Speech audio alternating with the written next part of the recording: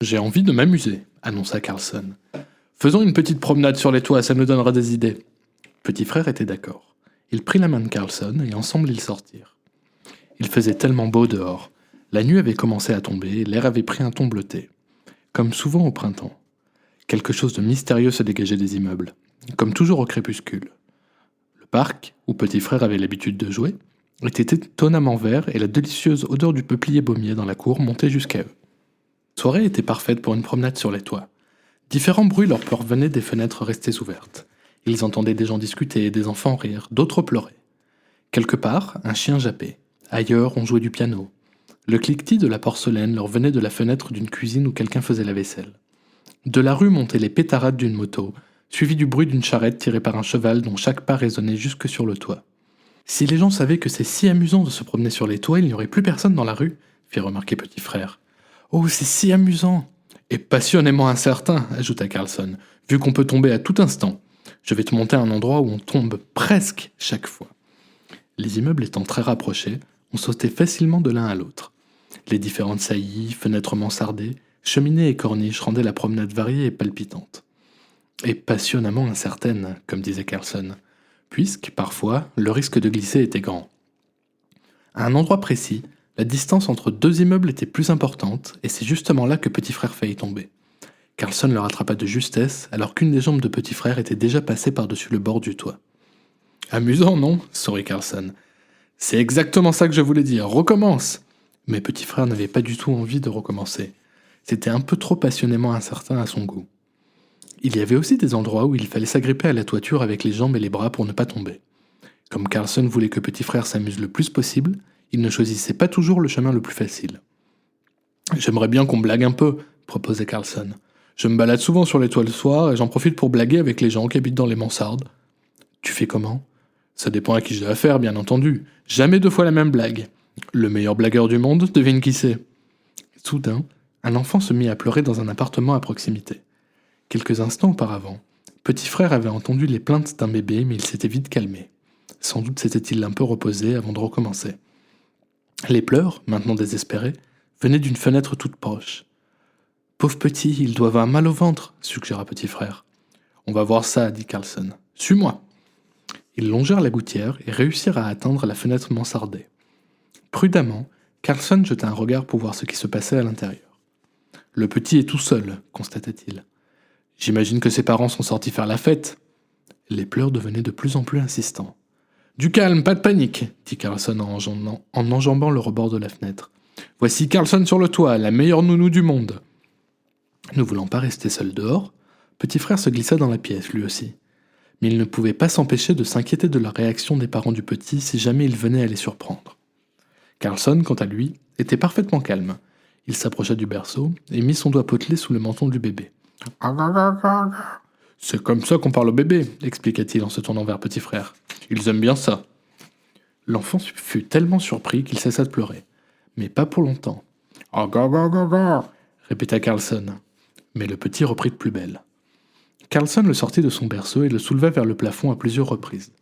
Visiblement, cela plut beaucoup au bébé qui lui fit un grand sourire édenté. Carlson était très fier. Il n'y a rien de plus facile que de consoler un bébé, affirma-t-il. La meilleure nounou du monde, l'enfant se remit à pleurer. Rugit Carlson en soulevant de nouveau le bébé vers le plafond, avec moins de douceur cette fois. Je dis et j'insiste. À présent, les pleurs du bébé s'étaient transformés en hurlements. Donne-le-moi, dit Petit Frère en tendant les bras. Il aimait beaucoup les bébés et avait déjà essayé de convaincre ses parents de lui donner une petite sœur, faute d'un chien. S'il te plaît, ne pleure plus, dit-il en serrant tendrement le petit corps contre lui. L'enfant se tut et le regarda de ses yeux graves et humides, avant de se mettre à gazouiller et à lui faire de grands sourires. Ça, c'est l'effet de mon affirma Carlson. Ça ne rate jamais, je l'ai déjà constaté des milliers de fois. Je me demande comment il s'appelle, dit Petit Frère en caressant la joue toute douce du bébé avec son doigt. Fifi adoré, répondit Carlson. Ils s'appellent tous comme ça. Petit Frère n'avait jamais entendu un enfant porter un nom pareil, mais il se dit que la meilleure nounou du monde était sans doute mieux informée que lui. Fifi adorée, j'ai bien l'impression que tu as faim, dit Petit Frère en voyant le bébé chercher à téter son doigt. Ah, Fifi adorée a faim. Bon, il y a de la saucisse et des pommes de terre dans le réfrigérateur. constata Carlson après vérification. Tant que Carlson sera là et tant qu'il aura le courage d'aller en chercher, aucun enfant ne mourra de faim. Je crois que les enfants aussi petits boivent du lait, fit remarquer petit frère, qui ne pensait pas que Fifi adorée soit capable de manger de la saucisse et des pommes de terre.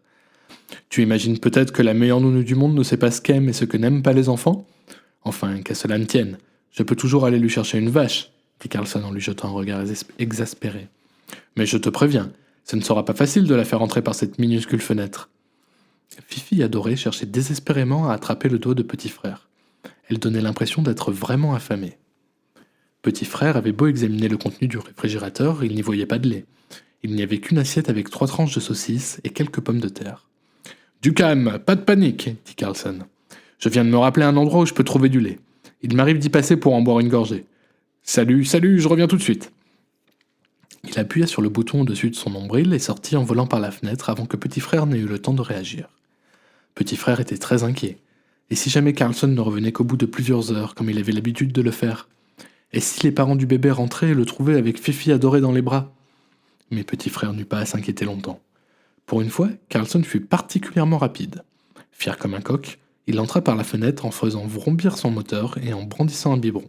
« Où l'as-tu trouvé » s'étonna petit frère. « Balcon dans le quartier d'Ostermalm. »« Tu l'as volé » s'exclama petit frère. « Je l'ai emprunté » rectifia Carlson. « Emprunté ? Et quand as-tu l'intention de le rendre ?»« Jamais !» Petit frère lança un regard sévère à Carlson qui fit un geste nonchalant de la main. « Un petit biberon de lait, tout ça, c'est purement matériel. Ceux à qui je l'ai emprunté ont des triplés et ils passent leur temps à mettre des biberons sur leur balcon dans des seaux à glace.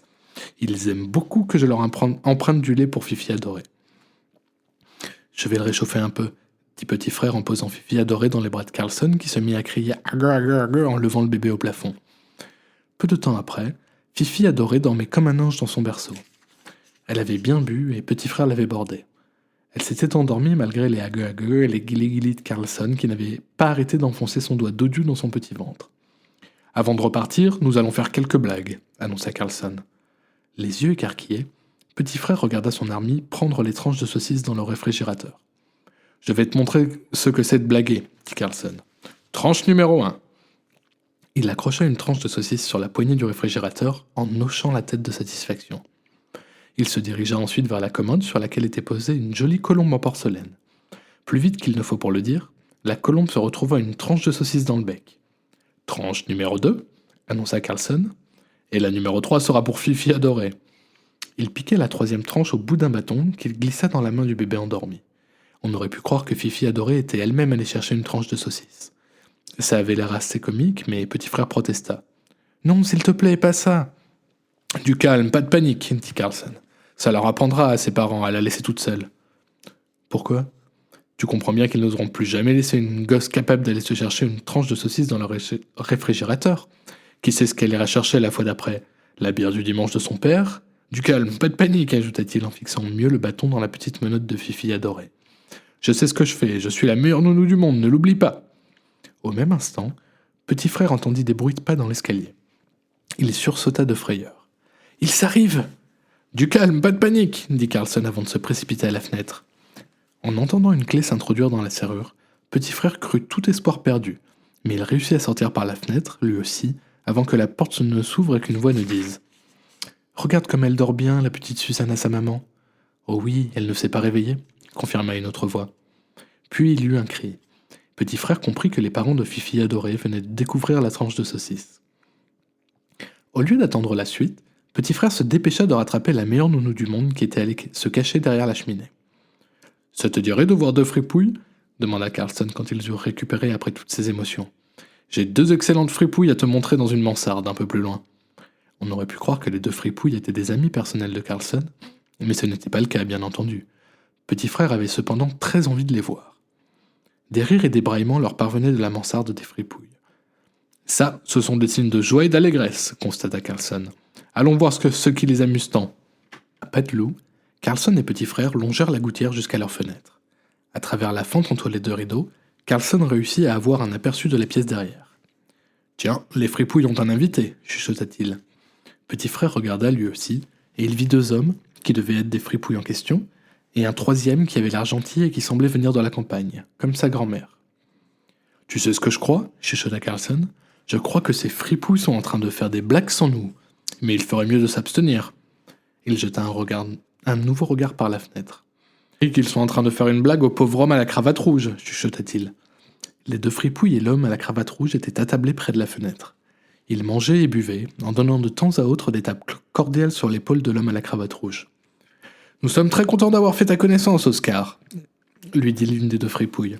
« Moi aussi, je suis très content d'avoir fait votre connaissance, » répondit Oscar. « Quand on arrive en ville, il est important d'avoir des amis en qui on peut avoir confiance. Sinon, on ne sait jamais ce qui risque d'arriver. On peut très bien tomber sur des escrocs. »« Parfaitement, » répondirent encore les deux fripouilles. « On peut très bien tomber sur des escrocs. C'est une chance que tu nous aies rencontrés, Lolo et moi, » dit l'un. « Oui, et si tu ne nous avais pas rencontrés, Roro et moi, il aurait pu t'en arriver des choses, » ajouta l'autre. « Maintenant, tu vas manger, boire et passer du bon temps, » dit Lolo en donnant une nouvelle tape sur l'épaule d'Oscar. Ensuite, il fit une chose qui étonna beaucoup Petit Frère. L'air de rien, il glissa sa main dans la poche arrière du pantalon d'Oscar et en sortit un portefeuille qu'il fourra discrètement dans sa propre poche. Oscar ne se rendit compte de rien. Peut-être parce qu'au même moment, Roro lui témoignait son amitié avec de grandes tapes dans le dos et sur le bras. La main de Roro s'accrocha d'ailleurs à la montre d'Oscar et s'en empara avec habileté. Tout doucement, Carlson passa sa main potelée entre les rideaux pour attraper le portefeuille dans la poche arrière de Lolo. Puis il saisit la montre dans la poche de Roro. Cette fois-ci, ce sont les deux fripouilles qui ne se rendirent compte de rien. Quand les trois hommes avaient beaucoup bu et beaucoup mangé, Lolo mit sa main dans la poche et sentit que le portefeuille n'y était plus. Il lança alors un regard furieux à Roro. « Roro, faut que je te parle, viens avec moi dans la cage d'escalier !» Au même moment, Roro mit sa main dans la poche et sentit que la montre n'y était plus. Il lança un regard furieux à Lolo. « Ça tombe bien parce que moi aussi faut que je te parle !» Lolo et Roro allèrent dans la cage d'escalier s'expliquer en laissant le pauvre Oscar tout seul. Celui-ci devait s'ennuyer car au bout d'un moment devenaient ses deux amis. Carlson profita de son absence pour escalader le rebord de la fenêtre. Il posa ensuite le portefeuille d'Oscar dans la soupière qui était vide puisque les trois hommes avaient mangé toute la soupe, puis il accrocha la montre d'Oscar au lustre. La première chose qu'Oscar, Roro et Lolo virent en revenant fut le bracelet-montre suspendu au-dessus de la table. En revanche, ils ne virent pas Carlson, car il s'était déjà caché sous la table, dont la nappe pendait jusqu'au sol. Petit Frère s'y trouvait déjà. Il tenait à être près de Carlson, même à des moments dangereux. « Tiens, ma montre, » dit Oscar. « Comment est-elle arrivée là ?» Il la décrocha et la mit dans la poche de son gilet. « Et mon portefeuille » s'étonna-t-il en regardant dans la soupière. « Bizarre. » Roro et Lolo fixèrent Oscar, bouche bée. « En définitive, vous n'êtes pas si bêtes, vous les pecnos, » constata Lolo. Et les trois hommes s'attablèrent de nouveau. « Cher Oscar, il faut que tu boives et manges encore un peu, » dit Lolo. Et ils recommencèrent à boire, à manger et à se donner des tapes amicales dans le dos. Au bout d'un moment, la main de Lolo passa sous la table pour attraper le portefeuille d'Oscar et le poser par terre. Sans doute le pensait-il plus en sécurité que dans la poche de son pantalon. Mais il avait tort. Carlson s'en saisit vite et le tendit à Roro qui l'attrapa en disant « Lolo, j'ai été injuste avec toi, tu es un homme honnête. » Un peu plus tard, c'est la main de Roro qui passa sous la table pour subtiliser la montre d'Oscar et la mettre par terre. Mais Carlson l'attrapa, puis il effleura la jambe de Lolo et lui donna la montre d'Oscar. Lolo dit « Il n'y a pas de meilleur copain que toi, Roro !» Au bout d'un moment, Oscar s'écria « Où est mon portefeuille? Où est ma montre ?» Plus vite qu'il ne faut pour le dire, le portefeuille et la montre atterrirent de nouveau sous la table, car ni Lolo ni Roro n'osèrent les garder de peur qu'Oscar ne se mette en colère. C'est pourtant ce qui arriva. Oscar cria qu'il voulait récupérer ce qui lui appartenait. « Comment veux-tu qu'on sache où tu as mis ton vieux portefeuille ?» dit Lolo. « Et on n'a pas vu ta vieille montre, il faut que tu t'occupes mieux de tes affaires, » dit Roro. Carlson, toujours sur la table, tendit le portefeuille et la montre à Oscar qui s'exclama. « Merci Lolo, merci Roro, mais maintenant, j'aimerais que vous arrêtiez de me faire des blagues. » Pour finir, Carlson donna un grand coup de pied à la jambe de Lolo qui cria « Tu me payeras ça, Roro !» Puis un grand coup de pied à la jambe de Roro qui cria « T'es devenu complètement fou, Lolo, pourquoi tu me donnes des coups de pied ?»